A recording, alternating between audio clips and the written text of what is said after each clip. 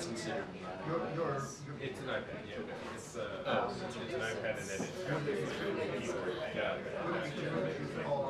I mean, this is my first attempt today, like actually doing work with it, but it's pretty good. I mean, you know, I think there are some moments where allowing the real life stuff to happen. You can kind of do that with this, but like, and it's also like my laptop is for this size screen. Yeah, so this is smaller. I mean, I'm just always like trying to light my plus this has not built itself. Like a phone. Does that sync up to the goggles? It does not sync up to the goggles. I have it, mostly for movie watching.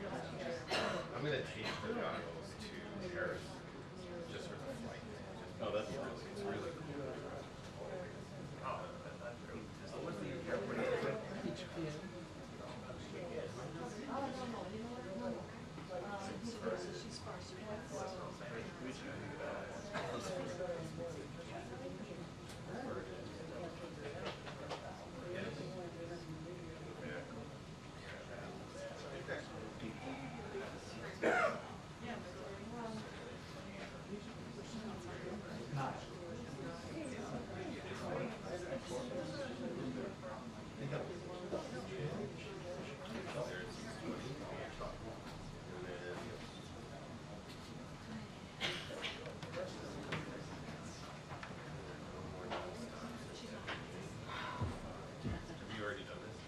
I'm not coming back straight to GC. That's really, 140. but that's too far to show. That one you might as well just drive to.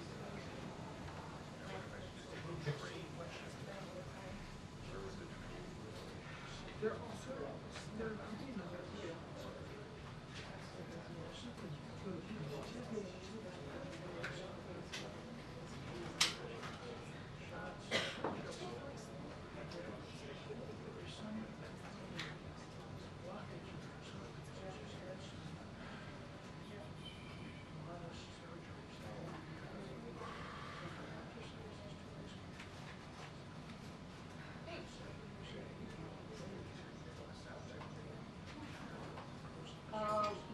not usually. We can ask them. If anybody, yeah, anybody here? Yeah, yeah. Right. so stupid. Are we getting phone? I don't think there's direct. How far outside of the Yeah, just tell them I can go there. Yeah.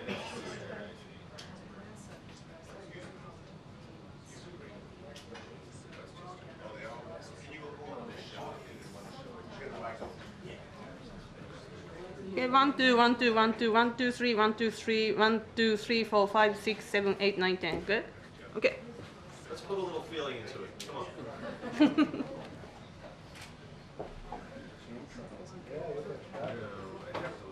You'd have to switch it up.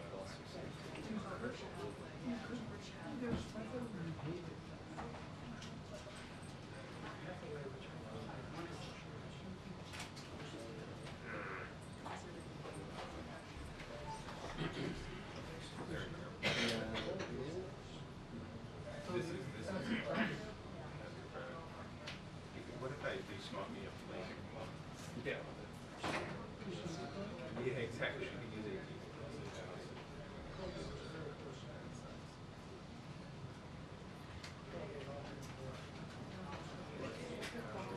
If I got to Stanford, it's probably real quick.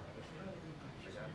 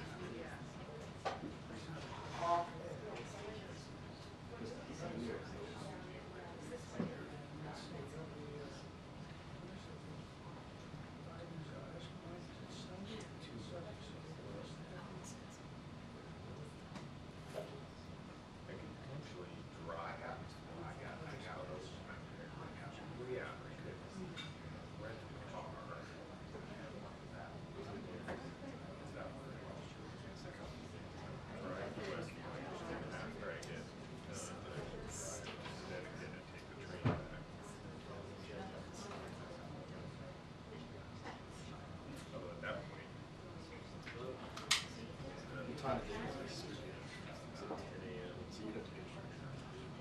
Well, oh, the night before. We have to be there at like 7. Oh, I see. So go the night before. Or get there. I doubt there's any hotels. Surely there is something there is. Graduation. Oh, yeah. I'm driving Yeah, up in the that's- morning. Fact, you're gonna get it Now, right? from where? Cause I'm staying in West. Cause you could buy a car and stay at the weekend.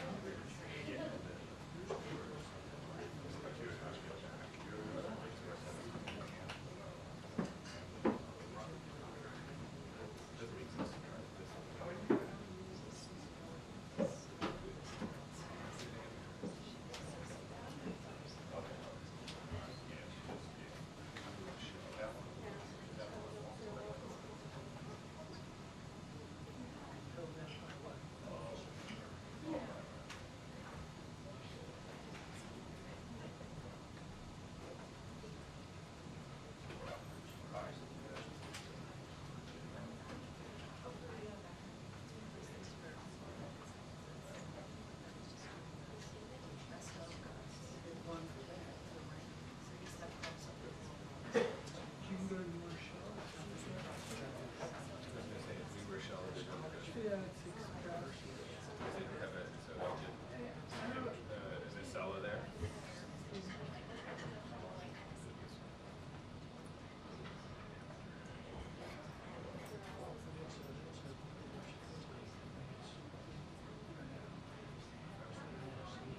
There's no bridges.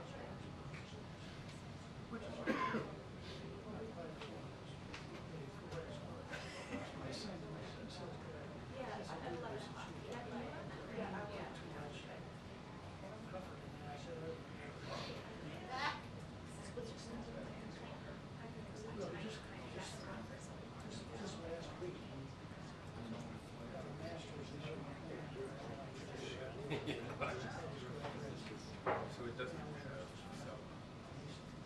So on Saturday.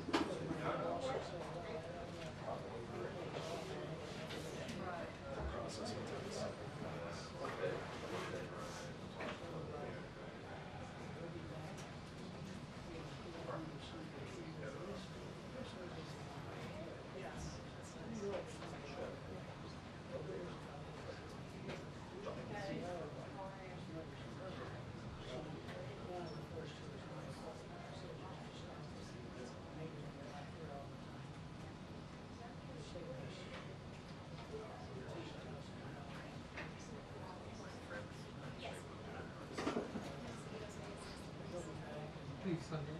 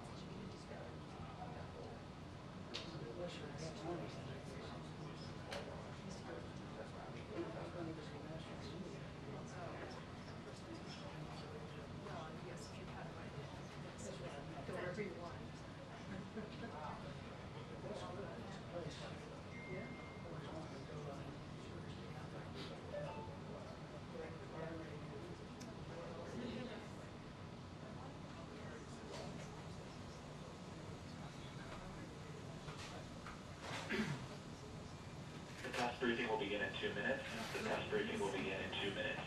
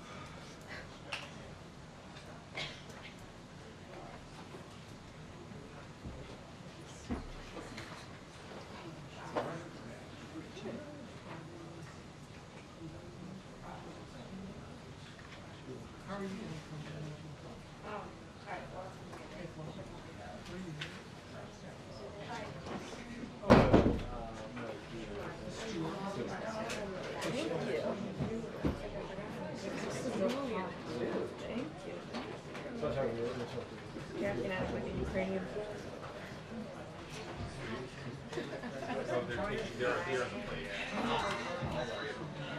Hey, are you awake?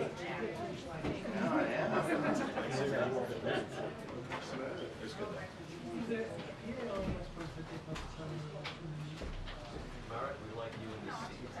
If you were 6 inches tall, you would not like my guess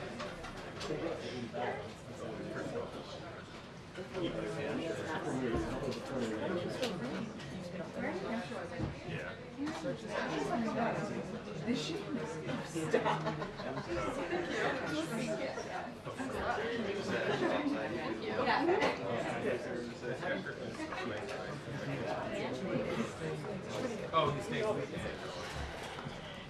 Hi, good afternoon, everyone. All right, okay. I have a couple things at the top, and then I'll hand it over to our guest. Today, we announced that the Biden-Harris administration canceled student debt for an additional 160,000 people, meaning 4.75 million Americans have now benefited from our debt relief actions, receiving, on average, $35,000 in debt relief each. One of those individuals is Tiffany from Oregon. She's the youngest of 4 children and was raised by a single mom. Tiffany had been repaying her loan since 1994, but thanks to President Biden's leadership, her debt was canceled, and she is now excited about what her future holds. The president will never stop working to provide some more breathing room for Americans like Tiffany, no matter how many times Republican elected officials try to stop him.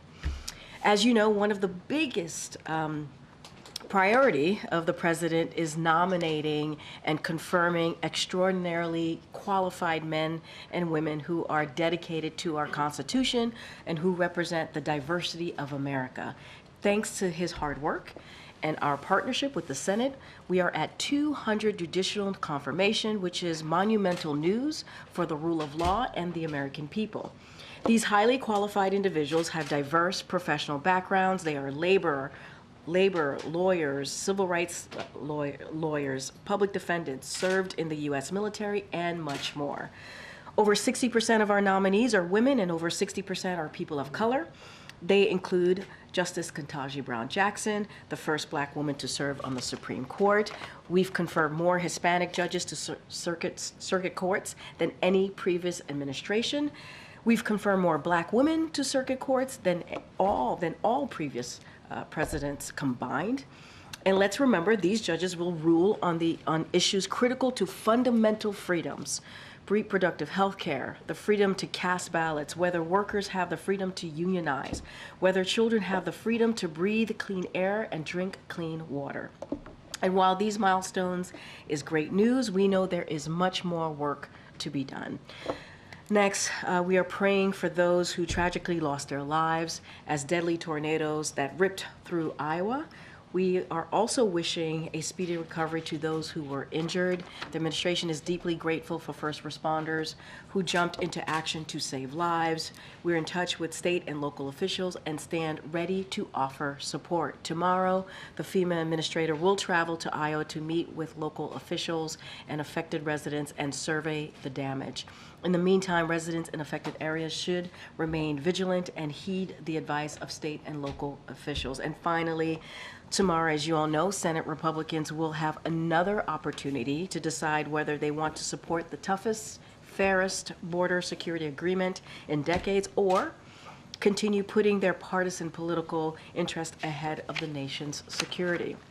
Let's not forget, after months of negotiations, we reached a bipartisan agreement that would have delivered the significant policy changes, resources, and personnel needed to secure our border and make our country safer. That included thousands of additional Border Patrol agents and Customs and Border Protections personnel, technology to catch fentanyl, and personnel to go after drug traffickers, asylum officers and immigration judges to improve the processing of asylum cases so they are resolved in a few months and not years, a temporary emergency authority to shut down the border when the system is overwhelmed, and access to lawful immigration pathways while expediting access to work authorization for those who are eligible. The president is clear about where he stands. He believes we are a nation of immigrants and a nation of laws.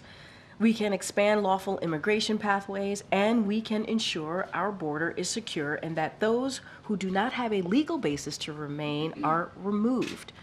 Time and time again, the American people have shown that they do not want mass raids, family separation, or kids in cages.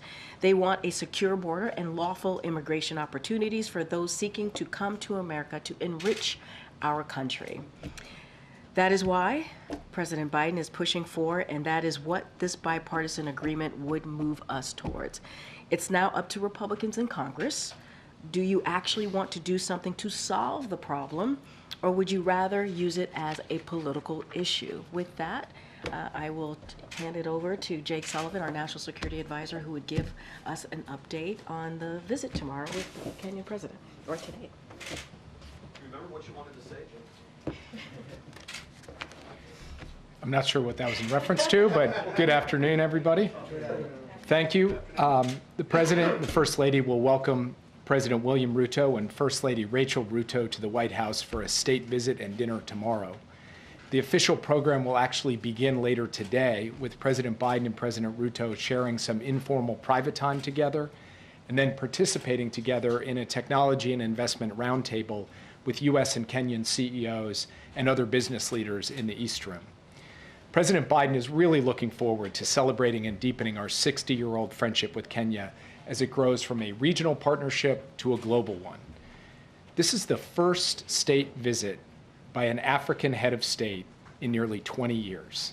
It is long overdue, and it's emblematic of the priority that President Biden has placed on our commitment to the people of Africa and to elevating their voices in global governance and global problem solving. In December of 2022, the president hosted leaders from across the African continent for the U.S.-Africa Leaders Summit in Washington, D.C., where, in fact, he first met President Ruto.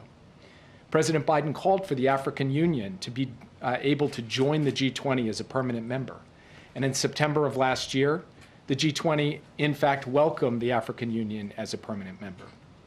We've also had a historic number of senior U.S. government leaders travel to the continent. Since 2022, 24 senior officials have traveled to Africa, including the Vice President, the First Lady, and 7 members of the President's cabinet. Now, as one of our closest strategic partners in Africa, Kenya has worked side by side with the United States to tackle some of the most significant challenges of our time. And over the next few days, you'll see President Biden and President Ruto commit to deepening our partnership on critical and emerging technologies, on improving health, on fighting climate change, on supporting civil society, on enhancing peace and security, and of course on enriching the people-to-people ties between the United States and Kenya. Their statements and their substantive announcements will showcase that our ties, which are founded on shared democratic values, economic aspiration, and global interests, deliver in a tangible way for Americans and Kenyans. Kenya is an emerging technology hub, and so you can expect announcements about new investments in partnership in digital technologies and emerging technologies. President Ruto has been a leading voice on the challenges that debt poses to developing countries. So you can expect he and President Biden will announce their shared vision on how the international community can step up to mitigate the mounting burden of debt and unleash inclusive growth. This visit will also highlight Kenya's important role in global peace and security. The U.S.-Kenya partnership, for example, plays a central role in international efforts to defeat al-Shabaab and other terrorist organizations. And you can expect further announcements over the course of the visit that enhance our security partnership.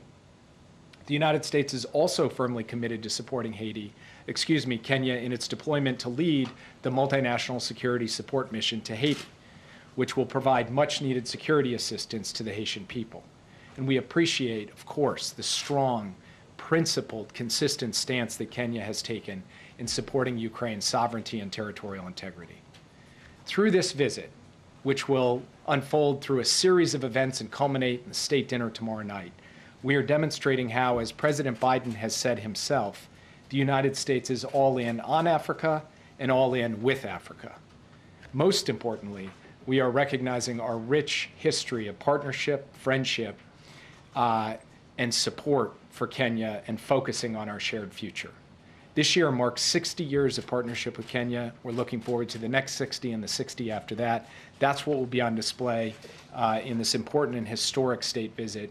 And with that, I'd be happy to take your questions. Yeah. Thanks, Jake. 200 trip over the weekend to Israel and Saudi Arabia. A senior administration official said yesterday that Israel has addressed many of the U.S. concerns regarding its operation in Rafah. 900,000 plus civilians have fled Rafah in recent weeks.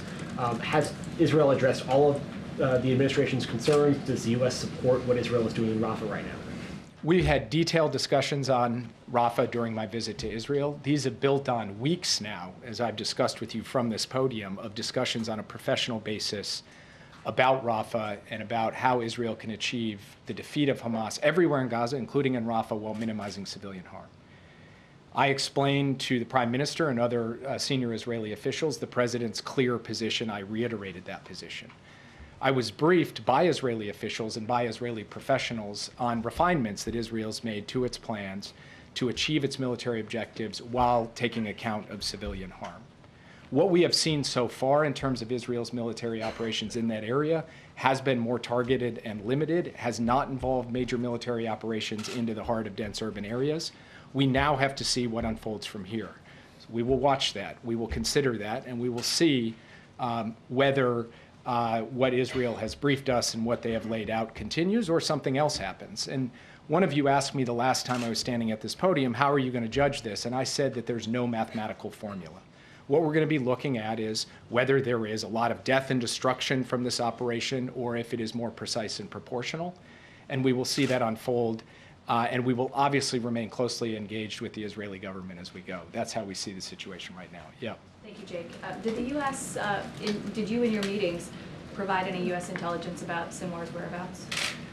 So I think at the root of this question is a story that is just completely wrong, that somehow we were withholding information from the Israeli government relating to Sinwar or any other Hamas terrorist who was responsible for October 7th. The fact is that the United States has provided an intense range of assets and capabilities and expertise, which I got briefed on while I was in Israel, to help hunt down and deliver justice to Sinwar and everyone else who brought about October 7th. We have been doing that day in and day out for as long as this conflict has been going on, and we will do it until the job is done. It's not tied or conditioned on anything else. It is not limited. We are not holding anything back. We are providing every asset, every tool, every capability. And frankly, we have some of the best there is in the business on this.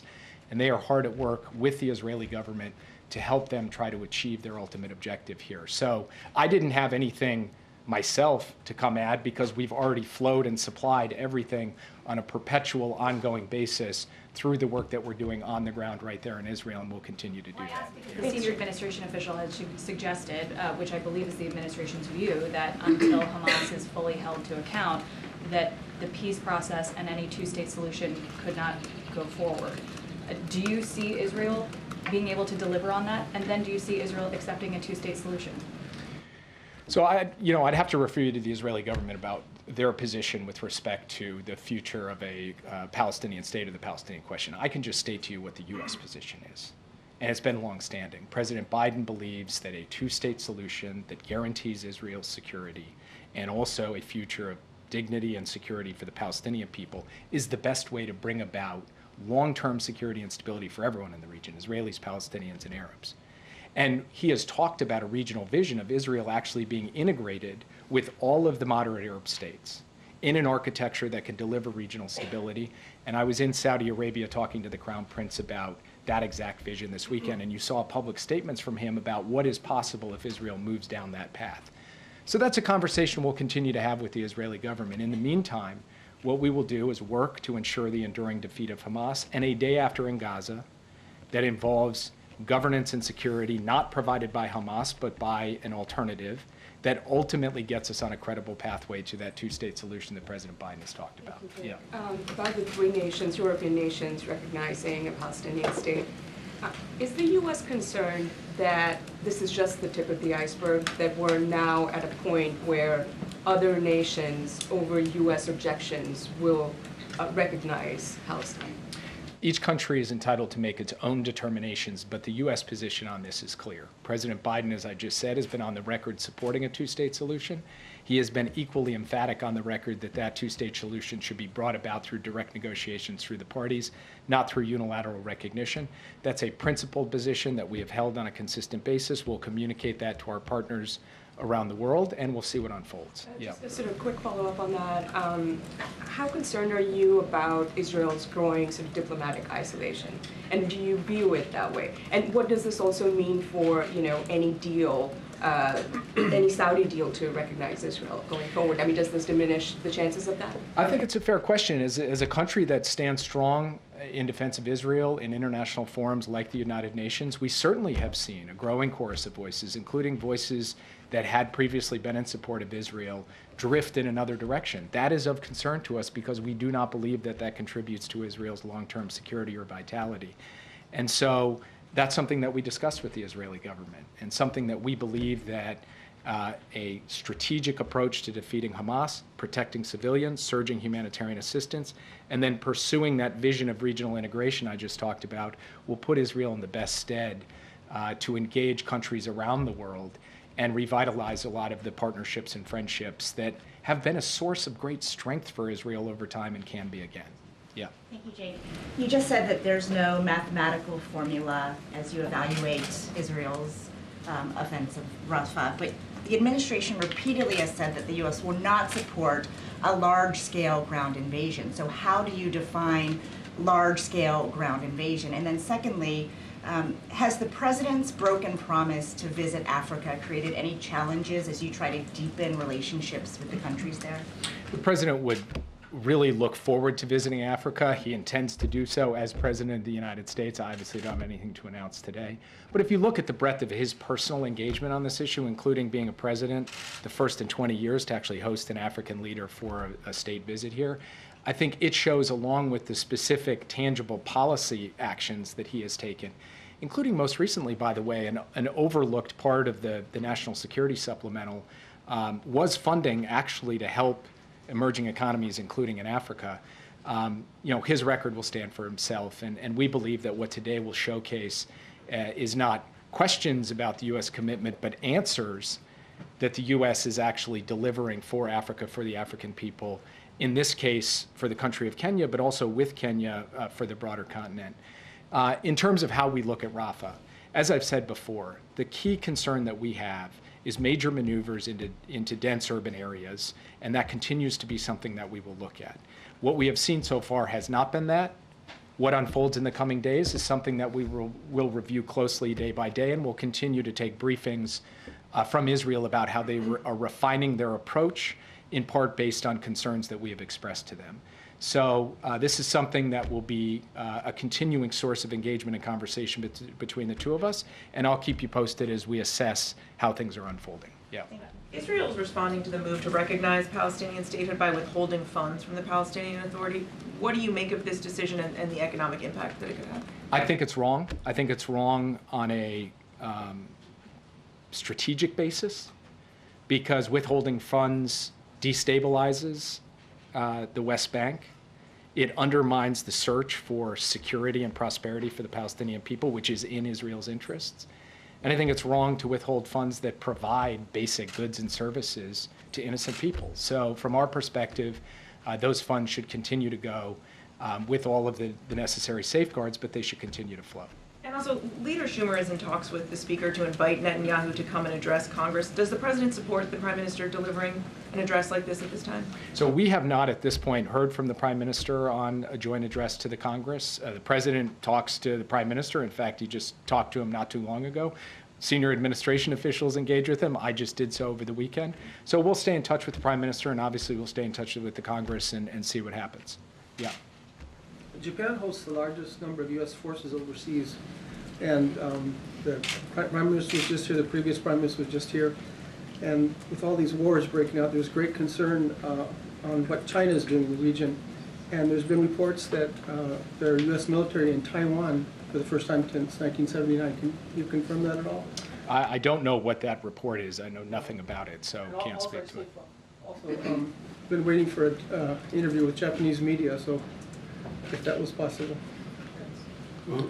Interview with Japanese media? There hasn't been an interview with any of the Japanese media yet. So. The President has given a press conference in Tokyo and answered questions from the Japanese media. Yeah.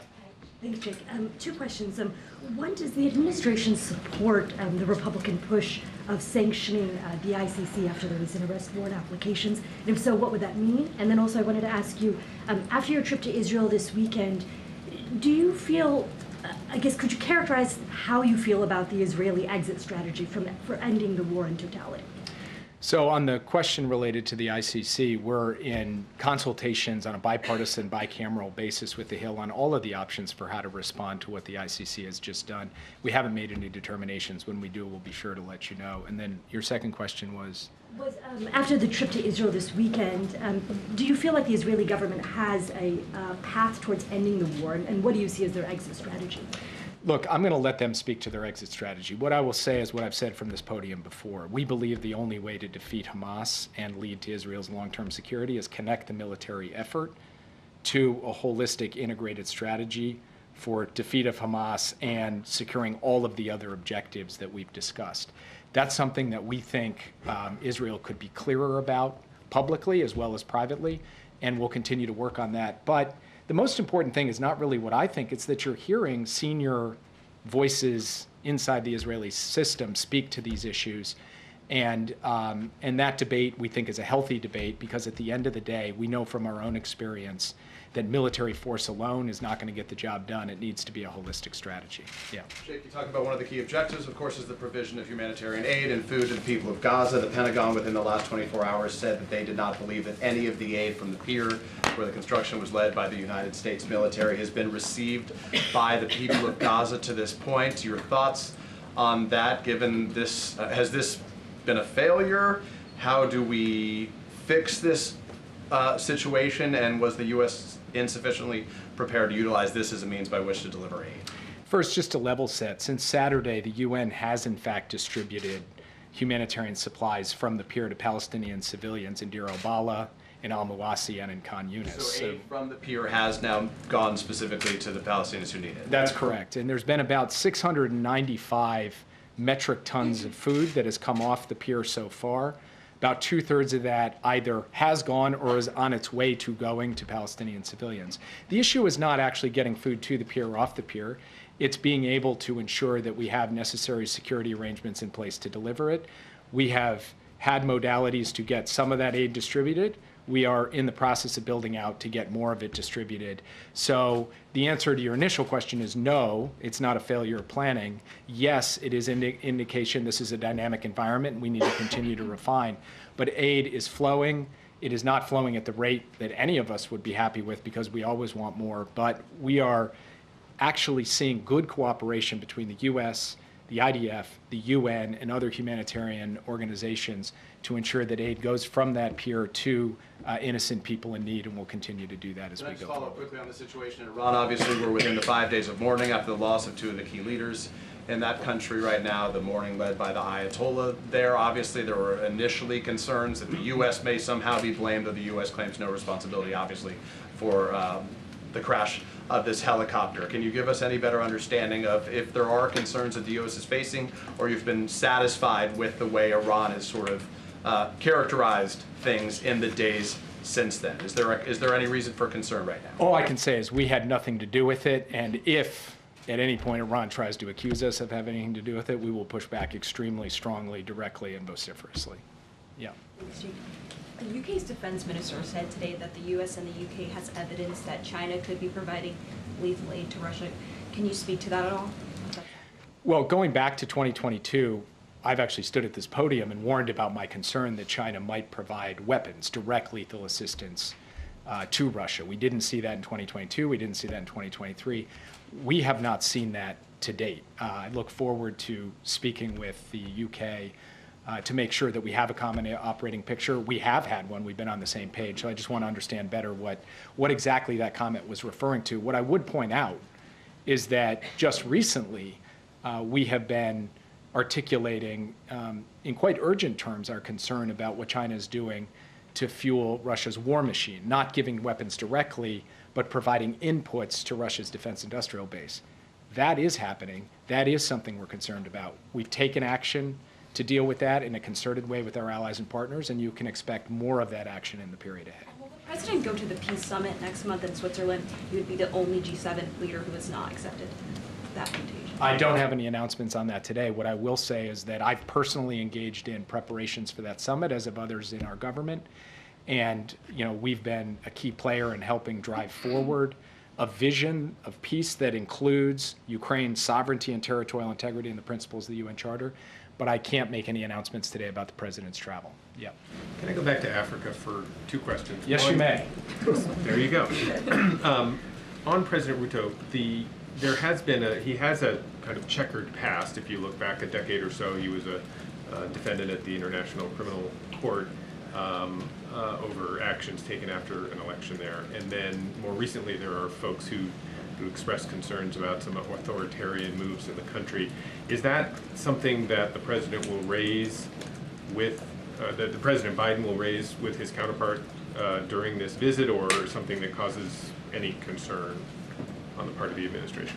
We've seen robust and vigorous democracy in Kenya in recent years, but of course we will continue to express our view about the ongoing need to nurture democratic institutions across the board, an independent judiciary, a non-corrupt economy, credible, free and fair elections. And these kinds of principles are things the president will share, but he's not here to lecture President Ruto. President Ruto, in fact, is somebody who just was in Atlanta speaking about these issues. And we will invest in Kenya's democratic institutions, in its civil society, in all walks of Kenyan life, to help make sure that the basic foundations of Kenyan democracy remain strong. And then just one follow-up on today. You mentioned that there might be some announcements on investment and the like during the visit. Do you anticipate any announcements being made today after the discussion, either before or after, during the discussion with the CEOs? I would just say stay tuned. If they're not made later today, they'll be made tomorrow morning, so it'll be one of the two, and you'll have them soon enough. Yeah. Thank you. Spain, Ireland, and Norway, they have said that their decision to recognize a Palestinian state is because they want to contribute to the peace process, to the ceasefire. So what is your view on that? Does this contribute to the process? And also, will this affect the bilateral relationship of the United States with these countries? I have not heard the logic for how it contributes. What I can tell you is we believe the only way that you are going to achieve a two-state solution that delivers for both Israelis and Palestinians is through direct negotiations between the parties. That's what we've been focused on. That's what we've been driving towards. And that's what a larger regional strategy, engaging Arab states to try to generate momentum in that direction, that's why it's been such a focus of President Biden from the beginning, not just post-October 7th. But you'd have to ask them how they connect the unilateral recognition to actual progress on a peace process or a ceasefire, because I've not seen how that logic actually plays out. Yeah. Thank you, Jake. Israel National Security Minister went today to the ground of the Aqsa Mosque, which is a remnant of what Sharon did in 2000. I'm sure you remember that. Do you see this as provocation? Do you condemn this as a way to cause unrest in East Jerusalem and in the West Bank? And I have another question. So I have not seen what he did, and therefore do not want to comment on it prematurely. What I'll do is go check out what exactly unfolded today, and then we'll have comment for you as a result of that. And allow me to press you on what you said about you refer us to the Israelis on the two-state solution. With your respect, this sounds like an easy answer, because the president's vision is dependent on the two-state solution. The president's vision is, and the leverage is all on the Israelis to make them closer to what he wants to achieve. American national security is dependent on that, whether it's with the Houthis in Yemen, the militias in Iraq, or the Hezbollah in Lebanon. So it is vital for you to use all the leverage to convince the Israelis. So how can you tell us, well, go and ask the Israelis, because if they said no, then that's no, but this is our vision. How can you see the two sides, their vision and your vision, as not contradictory? The two sides' vision? The Israeli vision of complete denial and rejection of a Palestinian state, and your vision, the president's vision, of like the only way that you have secure Israel is to have a two-state solution. And hence, you have all these countries unilaterally recognizing the state of Palestine. So, look, I think I said at this podium not too long ago that diplomacy is 1,000 days of failure and 1 day of success. Maybe in the case of the Israeli-Palestinian conflict, it's even more than 1,000 days, since across multiple administrations, multiple decades. And by the way, this is not just a U.S. issue. Arab states believe in the two-state solution. European states believe in the two-state solution. The world believes in it. So this is not a bilateral issue between the U.S. and Israel. And of course we make our views known, and of course we press on the diplomatic front on this. But at the end of the day, what the United States can do through hard, gumshoe diplomacy, led by the President, the Secretary of State, myself, others, is try to put the pieces in place for a vision of an integrated region, of a secure Israel, of a two-state solution, put all those pieces in place and show that for the long-term strength and vitality of the Jewish democratic state of Israel, this is what's required. Israel's a sovereign nation. It will ultimately have to decide what it does. What we can do as a friend is try to put the pieces in place to drive down that road. That's what the president has done throughout his career. It's what he's done as president, and it's what we'll continue to do. Yeah. Thanks, Rick. We reported this morning that the Kenyan government has yet to submit paperwork, necessary documentation to the UN Security Council on the MSS with details on the sequencing of a deployment, details on the intended end state of the mission, and rules of engagement as well. Are you confident that Kenya is prepared to answer those questions? And specifically on rules of engagement, what do you want to see of the mission and specifically of Kenyan leadership? I am confident that Israel, too many countries, that Kenya is prepared to carry out what it has set forth with respect to this multinational security support mission. And it's not just going to be Kenya. It's going to be Kenya leading with a range of other countries, with the United States providing a considerable amount of financial and logistical support and a certain backbone to all of it. Obviously, this is not something that, is a completely straight line. It is a dynamic operating environment, to say the least, in Haiti. And this is going to require an adaptive, flexible approach, but one guided by certain core functions and operations. Kenya has laid that out. It's worked that out in close collaboration with the United States, and it has consulted closely with the UN on this along the way. So with respect to whatever particular report or forms are necessary to file, that's one thing. In terms of whether the substance of the operation is well understood by Kenya, the partners in the United States, I believe it is, and we expect the deployments to unfold in the not too distant future. In terms of rules of engagement, the key thing here is that this multinational security support mission is exactly that, a support mission of the institutions of the Haitian state, not a replacement for it. That is the core proposition behind it, and that's what it's going to carry out. Yeah. Do you have a reaction to the British Prime Minister calling a general election for July 4th? Were you surprised to see that today? I confess that I was surprised to see it today because I think it was not an expected announcement, but I don't have any real comment on it because I'll leave it to the UK to deal with their politics, while of course the United States deals with its politics. We have a very strong, maybe that's an understatement, partnership and alliance with the UK, regardless of elections, regardless of prime ministers. So, you know, we wish them luck in the conduct of their election, and we'll be here as the United States standing with the UK through it all. Is the President going to meet with the Prime Minister at the G7, and does this change anything given that the election will be 2 weeks later? Honestly, I heard about this 2 hours ago, so I'm not sure exactly what it's going to mean from the point of view of the UK at the G7 summit. What I can tell you is that we didn't have a specific bilateral plan, but of course, he's going to sit around that round table with that small group of G7 leaders, and you know, I assume the UK Prime Minister will be there, and they'll be talking about substance, not politics. So that's not going to change anything in terms of the agenda of the summit. Take one more question. Yeah. I have China-related questions. So Secretary Yellen in Europe encouraged European allies to work with the United States to counter China's overcapacity and the trade practice. What is objective and the action plan for that? And also, China just announced a sanction against former Congressman Mike Gallagher, who just resigned last month, and he had been a critic to the Communist Party, also a supporter of Taiwan. Also today, China announced another sanction against 12 U.S. defense companies and its employees for selling weapons to Taiwan. What is the administration's position on China sanctioning U.S. congressional members, companies, and citizens? We oppose all of those sanctions, full stop, four square. Simple as that. With respect to the overcapacity issue, we've been very clear, and the President has been clear, as well as Secretary Yellen, Lael Brainerd, and others, and Dalip Singh have all spoken articulately to this challenge being not a challenge that's bilateral between the U.S. and China. It is a global challenge. China's distortive practices, non-market economic practices, subsidizing at dramatic scale industries where they're going to produce so much quantity of good and then flood the global markets with it, threatens to create global imbalances that are not stabilizing. That's why it's not surprising that you've seen countries in Latin America, countries in Europe, countries in Asia, and of course the United States step up and say, we've got to look at this and take countermeasures to this.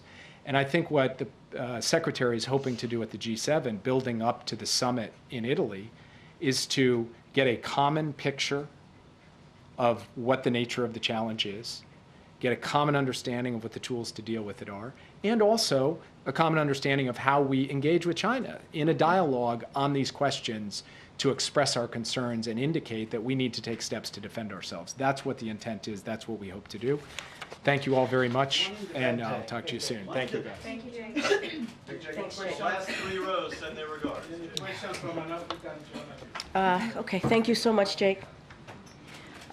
So I know we don't have too much time because I know the First Lady's office is holding a press event, and we promised their office that we would be done before then, so all of you can have an opportunity to attend that. But Zeke, so we have a couple minutes. A couple follow-ups on Jake. He said the president intends to visit Africa while he is president.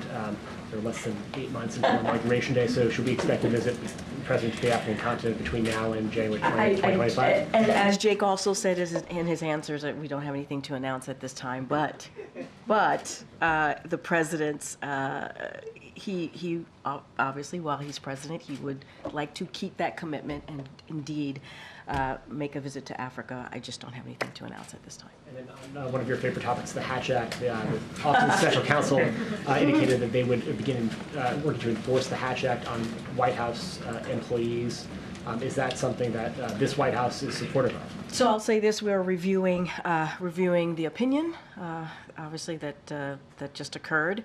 I do want to note a couple of things that, as recently as November 2021, the Office of Special Counsel stated that, and I quote, "significant constitutional concerns would be raised by referring White House commissioned officers to the Merit System Protection Board." This is the MSPB for discipline.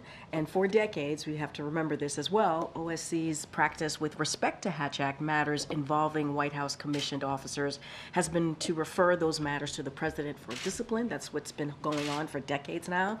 So, and that is also what OSC has said was legally required in 2021. So we're not aware of any changes in the law eliminating that requirement, but obviously we're going to review that opinion. Just don't have anything to share at this time. I'm going to leave it to my White House consul's office colleagues. We're free to talk about I all wish. sorts of political matters because I we're wish. it's an enforceable one here. I wish. I just don't have anything to share at this time, but obviously we're going to review the opinion. I wish. I wish I could. I wish I could. Go ahead. Has the president spoken to any of the governors in the Midwest who are dealing with a lot of this severe weather? And can you just discuss a bit any of the coordination that's going on between the White House and these states in terms of cleanup and recovery? So, look, you heard me at the top mention how, how we are, obviously, folks are in our thoughts and how devastating it's been with these extreme weather and what it's led to. And obviously, people have lost their lives.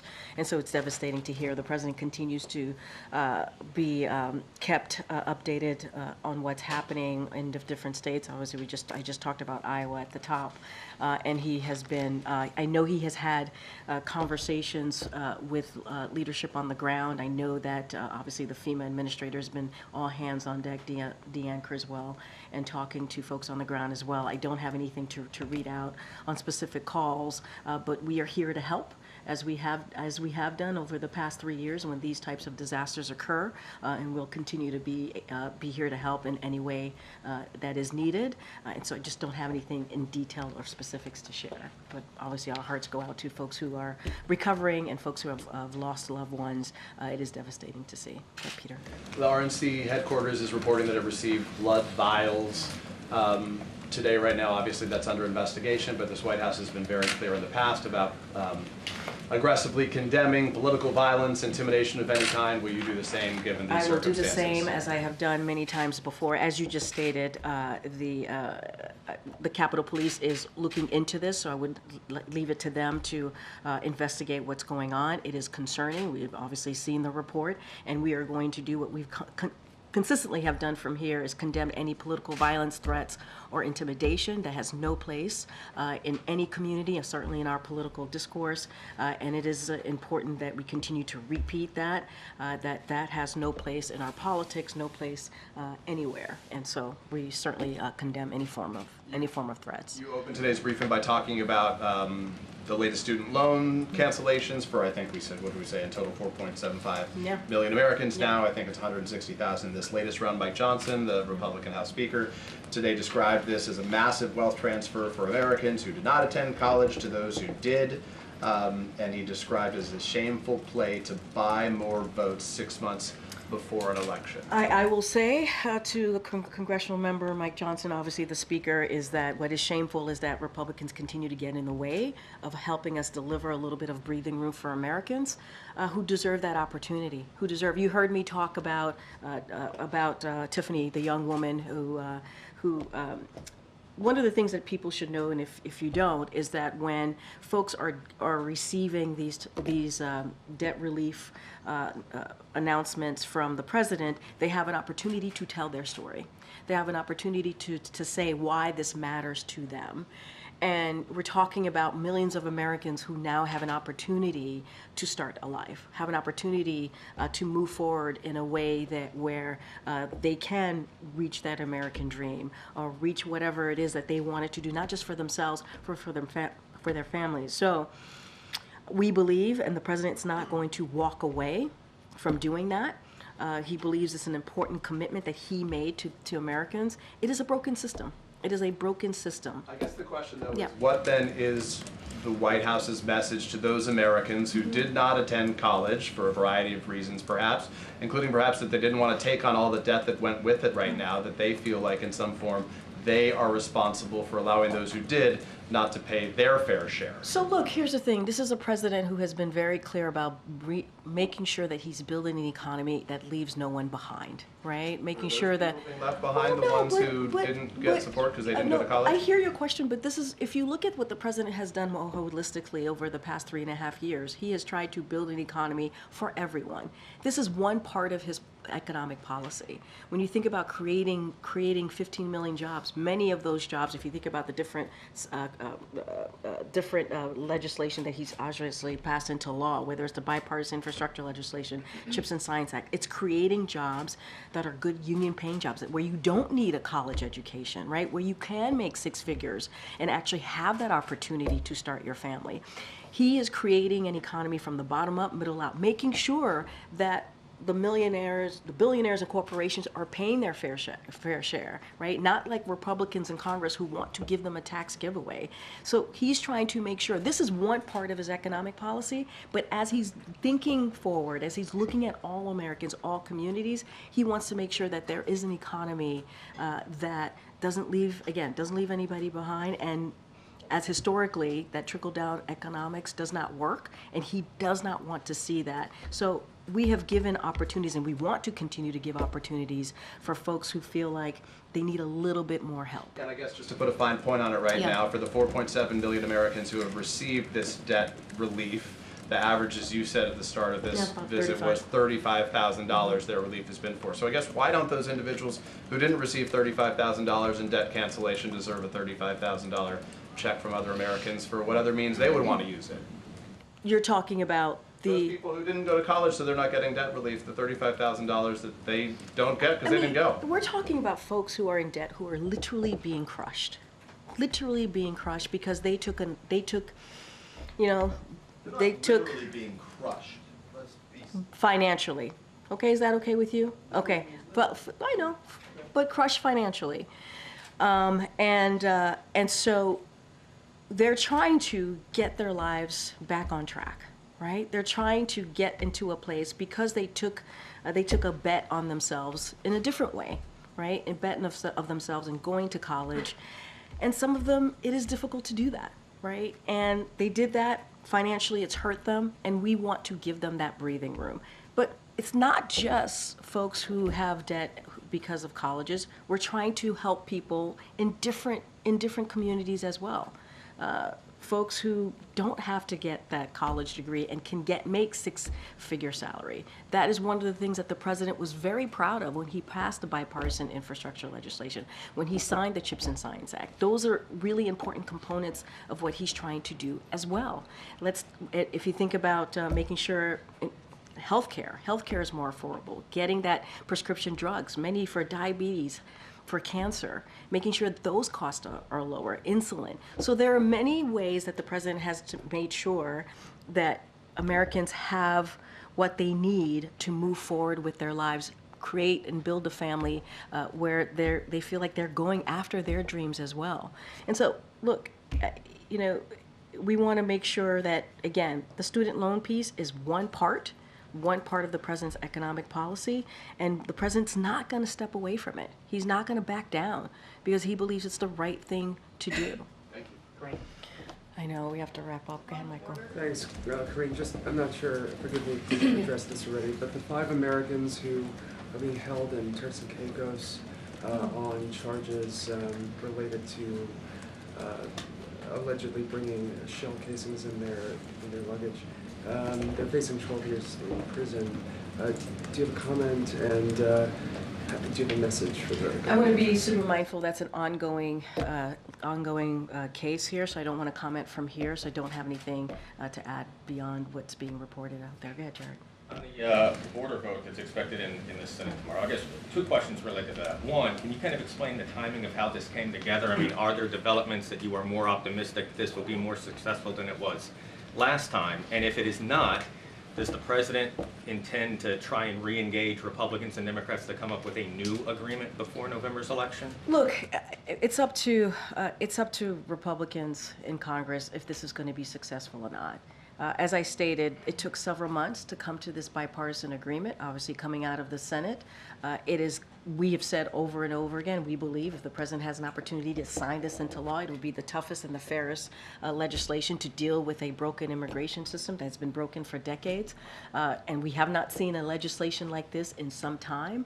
And so we believe it's important to move that forward. On day one, the president put forth a comprehensive immigration legislation. Nothing happened for 3.5 years.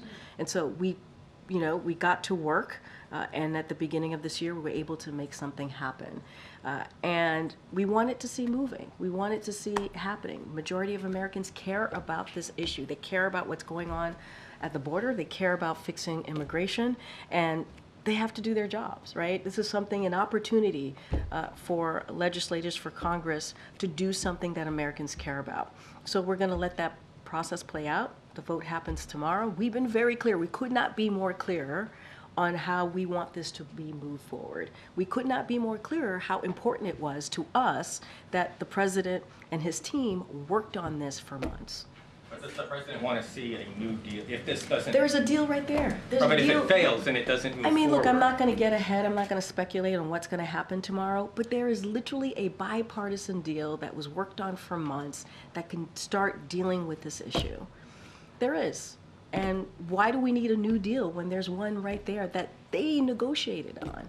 With our help, obviously, we were part of that, but there's one. There's a deal that could deal with a broken immigration system and the challenges at the border. They should move forward on it. Go ahead. Just wanted to follow up on the student loan debt forgiveness. Yeah. In the announcement, the Undersecretary of Education said, "We congratulate those borrowers on their due forgiveness." I'm just wondering why people who take out a loan to go to school, then go to school, why are they due forgiveness?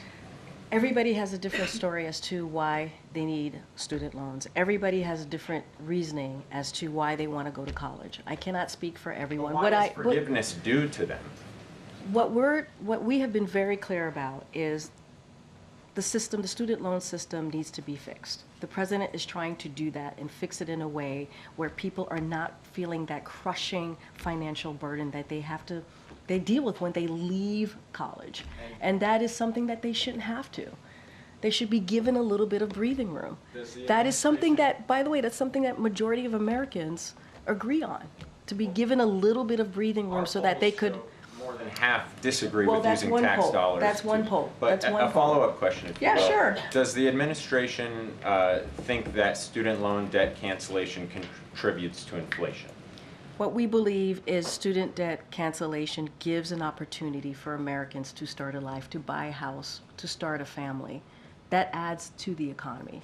That is also important to the economy. And it gives, again, a little bit of breathing room so that they can actually take action and do things that they've wanted to do, whether it's going after a dream, whether, again, it's starting a family, whether it's buying a house. That matters. That matters to many, many Americans. Okay, Jackie. Thank you, Karine. On the border bill, Schumer isn't even allowing amendments, and this exact text failed before. So how can this be seen as anything other than a cynical attempt to try to show Americans that Democrats care about the border? I mean, I don't know how cynical, I don't understand how that would be cynical when it sounds like Senator Schumer is trying to do his job and move forward a piece of legislation that had bipartisan support, that was negotiated in a bipartisan way that majority of Americans care about. He's trying to move that forward on behalf of not just, obviously not just of what the negotiators wanted to get done in that bipartisan way, but also this is something that the American people want to see. They want Congress to take action on this particular issue. I'm not sure why that would be cynical. Well, because this exact text failed, and he's not allowing for any changes. Look, I'm going to let Senator Schumer do the work and move that forward. It is his decision to make that decision. We support it, obviously. We've been very clear about supporting that, about wanting to see that negotiation, that plan move forward. We want to see that happen. We want to see that happen. Now it's up to Republicans to decide if they want to deal with this issue that matters, again, to majority of Americans. You opened the briefing by saying it's up to Republicans to do something to solve the problem or continue to use it as a political issue. The president has the authority to do something about this unilaterally. Congress is in a divided government right now. Why isn't he doing anything? Well, why should he have to do it unilaterally? Why should we do it in a legislative way? And let's not forget that negotiated. Undo some of. Wait, so you're right. He took many executive actions before, but in order to deal with what's happening at the border, in order to deal with a broken immigration system, you need law, you need legislation, you need it to happen in a bipartisan way. And it was negotiated. There was an agreement in the Senate. Republicans and Democrats came together. You just said it's divided, to be more clear. And they came and they did that. And so that matters. We've been able, during this past 3.5 years, to move forward in a bipartisan way on many legislation. So this one is important. Why can't we do that here? Well, just because in the framework through which it's coming up again, not allowing for any changes, no indication this vote's going to be any different, and it looks like, if anything, bringing up this vote again and setting it up to fail again is really just an indication that Democrats know that they're vulnerable on this issue. So here's what I'll say, is that I'm going to leave it to Senator Schumer, I'm going to leave it to Senate leadership to speak to the votes, to speak through the process and how they're going to move forward. That is literally something for them to talk about. What I will say is it is long past time to get this done, to get this moving. We were able to get a bipartisan negotiation, a plan forward on an issue that many Americans care about, on an issue that matters for our immigration system, for what's happening at the border, and that's a good thing. And so Senator Schumer, and we support this, wants to move this forward. We want to see this move forward as well. The senator is very good at this. He's very good at dealing with big legislation, obviously, as we've been able to move important legislation through over the past 3.5 years. So I'm going to let him speak to that. One last minute, Sure. a different topic on really the have to go. ICC. You said that the administration's working with Congress in a bipartisan way on this ICC arrest warrant issue. Is the administration willing to implement any visa bans or place sanctions on ICC officials? I'll say this, National Security Advisor Jake Sullivan literally was just asked a question about this. I don't have anything else to add. We are in conversations on the Hill. He said this in a bicameral way, in a bipartisan way. Don't have anything to announce. We've been very clear on where we stand on ICC. Thank you so much, guys. Thank you.